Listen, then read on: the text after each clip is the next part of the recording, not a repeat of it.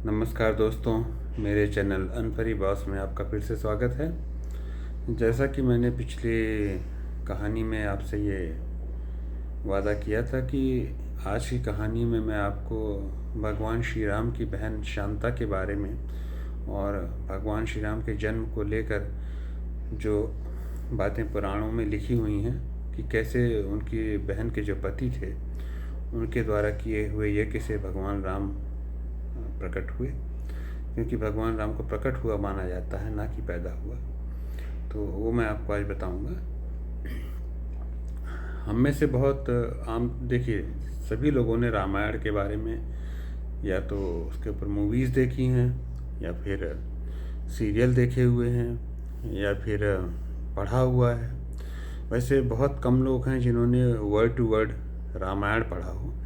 ज़्यादातर लोगों को तुलसीदास के रामचरितमानस के बारे में ही पता है और वो उसी को ही रामायण मानते हैं, जबकि तुलसीदास के रामायण में, तुलसीदास के रामचरितमानस में और वाल्मीकि के रामायण में काफ़ी ज़्यादा फर्क है। तुलसीदास जी के रामचरितमानस में थोड़ा सा अतिशयोक्ति है और चीज़ों को बहुत बढ़ा चढ़ा के बताया गया है। एक्चुअली ये रामचरितमानस है, मतलब राम के चरित्र की जो मन से कल्पना की तुलसीदास जी ने वो है, ना कि भगवान राम के जीवन में हुई घटनाओं का वस्तुतः वर्णन है। जबकि रामायण उसी समय की लिखी हुई कृति है जिस समय ये घटना घट रही थी। रामचरितमानस के राम जो हैं वो भगवान हैं, लेकिन रामायण के भगवान राम जो है वो भगवान नहीं है।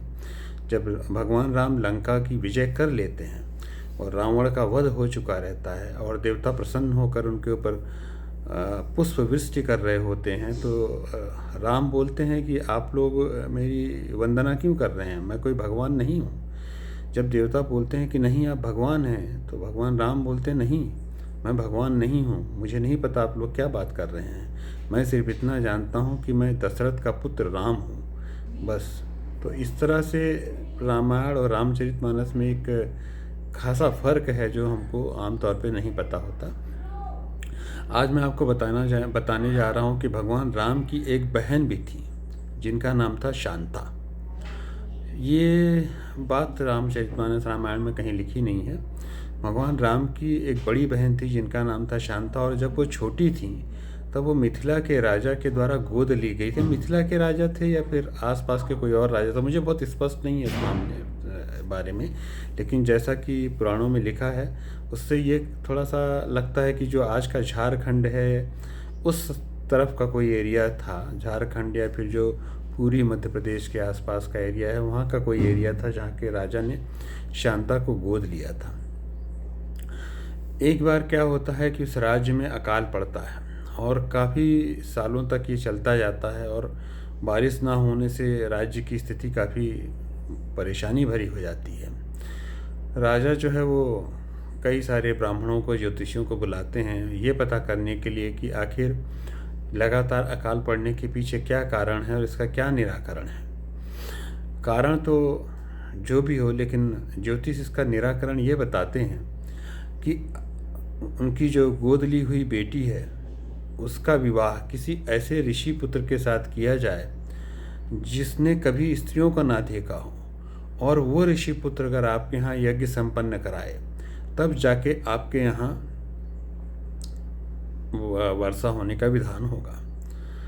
अब ऐसा व्यक्ति कहाँ से ढूंढा जाए, और ऐसा व्यक्ति कौन होगा जिसने कभी स्त्री को देखा तक ना हो और स्त्रियों को जानता ही ना हो कि ऐसी कोई भी संरचना इस पृथ्वी पर है।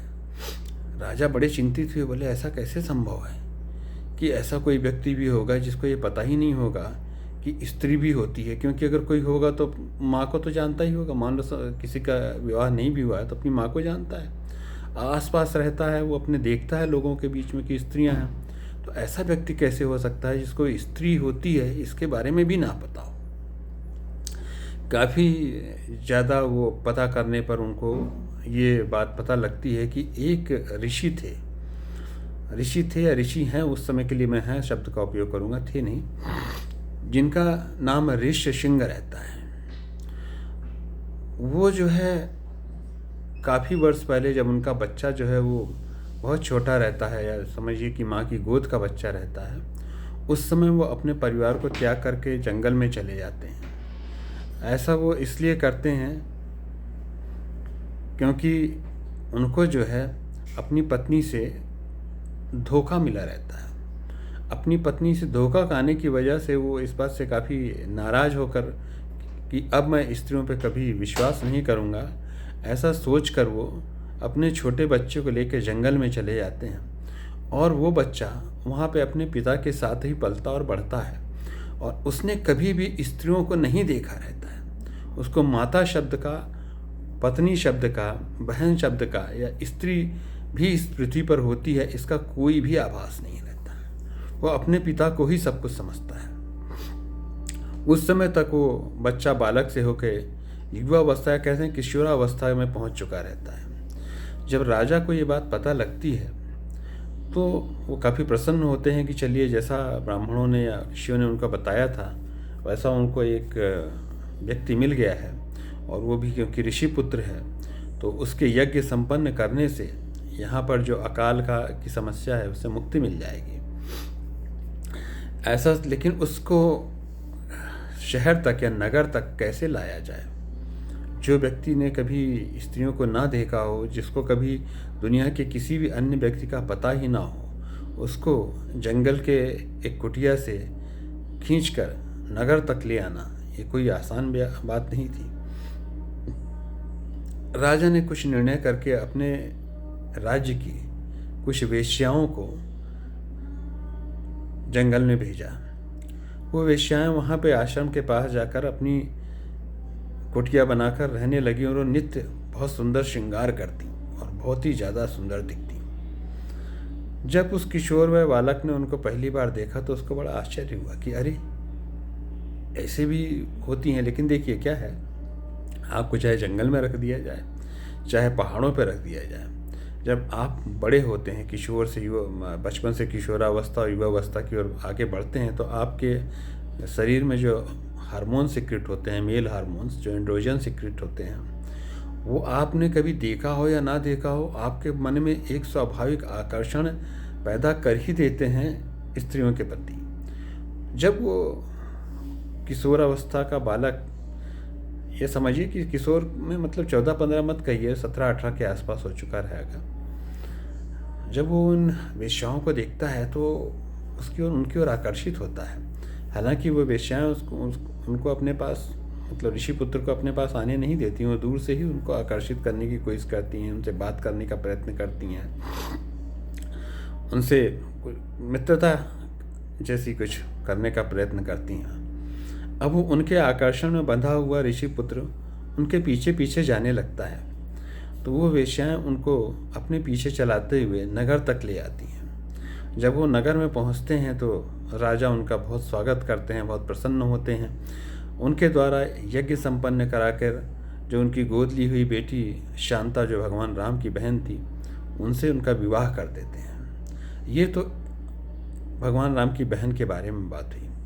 अब जब राजा दशरथ, जिनकी 4 तो मुख्य रानियाँ थी, उनकी और भी रानियाँ थीं, लेकिन 4 मुख्य रानियाँ यही रहती हैं, उनकी और भी रानियाँ थीं। ये बात रामायण से पता लगता है कि जब वो अश्वमेध यज्ञ करते हैं तो उसमें एक बनिया, मतलब वणिक रानी का भी उल्लेख है और एक शूद्र रानी का भी उल्लेख है। तो इससे ये स्पष्ट होता है कि उनकी और भी रानियाँ थीं, लेकिन ये 3-4 रानियाँ मुख्य थीं उनकी।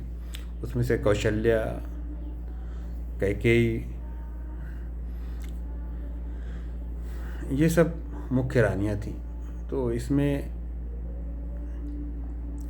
जो हमने सभी ने पढ़ा है कि राजा दशरथ की कोई संतान नहीं हो रही होती है, तो जो उनकी बेटी रहती हैं शांता, उनके पति जो रहते हैं, जो ऋष्यसिंह के पुत्र रहते हैं, वो आकर इस यज्ञ को संपन्न कराते हैं, जिसमें राजा दशरथ को 4 पुत्रों की प्राप्ति होती है, राम, लक्ष्मण, भरत और शत्रुघ्न। तो ये थी मित्रों भगवान राम की बहन शांता और शांता के विवाह की कहानी, और उनके पति द्वारा उस यज्ञ को संपन्न करने की कहानी, जिससे भगवान राम और उनके बाकी 3 भाई पैदा होते हैं। अगली कहानी में मैं आपको मनु और श्रद्धा की कहानी बताऊंगा कि कैसे प्रलय के बाद जब संपूर्ण विश्व का विनाश हो चुका रहता है, उससे दुखी होकर कैसे मनु जो है वो अकेले रहने जाते हैं, फिर कैसे उनका श्रद्धा से प्रेम होता है, और फिर आगे जो भी घटनाएं जो काफ़ी दुखद और रोमांचक हैं उनका उल्लेख है अपनी। शायद ये कहानी वेदों से है। मैंने कौन सी कहानी कहाँ से पढ़ी ये मुझे याद नहीं है, क्योंकि मैं बचपन से पढ़ता आ रहा हूँ, तो स्पष्ट नहीं रहता मुझे कि मैंने कहाँ से पढ़ा है। बस मुझे इतना पता रहता है कि मैंने पढ़ा है। धन्यवाद।